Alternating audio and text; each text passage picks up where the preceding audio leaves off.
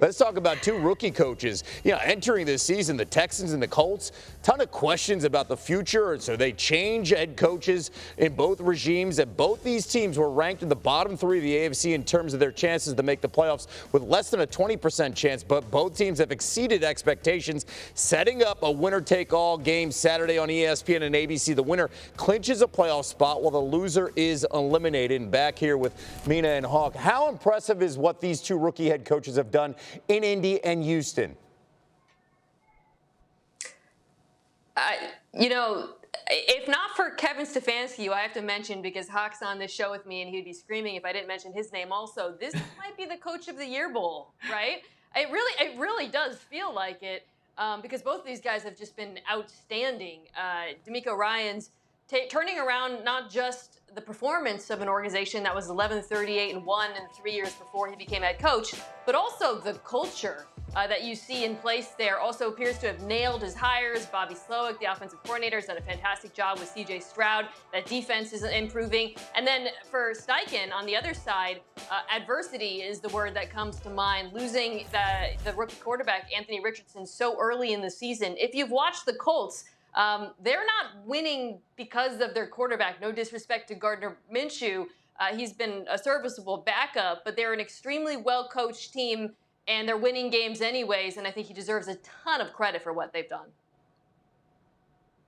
Yeah, the same reasons why I think Kevin Stefanski is the Coach of the Year, you could apply to Coach Steichen as well for the same reasons you mentioned, Mina. Yeah. There's so much adversity that has come to this team. They lose their top 5 quarterback early in the season. Besides the fact that he's a first-year coach, when you're a first-year coach, what that means is you have an entire organization, a franchise, a bunch of players who just watched the same hopes and dreams that you're selling them now die with the last coach who said the same exact thing. And when adversity hits, this is a fragile group. It's good. It's so easy to go back into, here goes the same thing again. And all the first-year coach teams that I've been a part of, that was the case. The fact that he has been able to keep this team not only in the fight, now contending for a playoff spot without their franchise quarterback is nothing short than amazing. I can tell you guys, they certainly miss Shane Steichen in Philadelphia when you watch that offense specifically move the ball and just get stopped continually on who they face. As for the game here, okay, let's just move on. Hawk, just how different is this version specifically of C.J. Stroud compared to the guy the Colts faced back in September?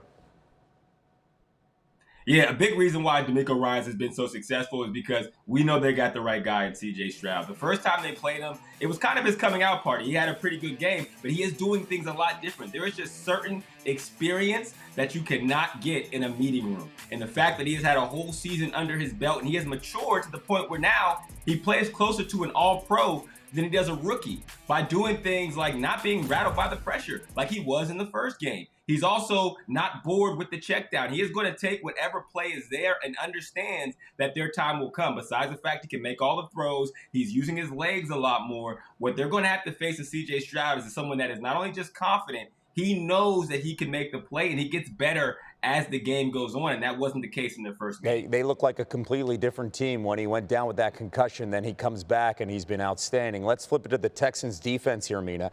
How do you expect Gardner Minshew and this offense to attack the defense of the Texans on Saturday night? Well, a big part of the reason why Eagles fans like Kevin miss Shane Steichen so much is he is really gifted at identifying the weaknesses and mismatches in opposing defenses and then just hammering them over and over. He's very game plan specific.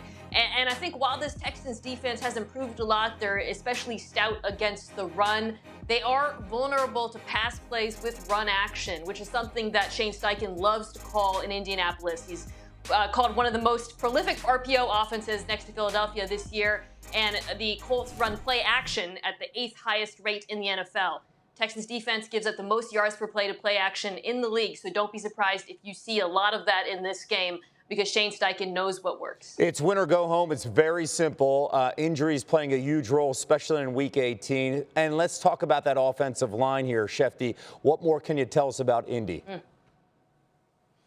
Well, the Colts are listing 3 offensive line starters as questionable for Saturday night's huge game against the Texans. We don't know whether Ryan Kelly, Quentin Nelson, and Braden Smith will be able to go. All are listed as questionable. All are uncertain for Saturday night, and that obviously will have a huge impact on a game that has massive playoff implications, Kevin. All right, Shefty, thank you. Let's get a DraftKings Sportsbook same-game parlay on this matchup. And for that, let's go back to Mina. And let's start with C.J. Stroud. Second game back from injury, over under 258.5 passing yards.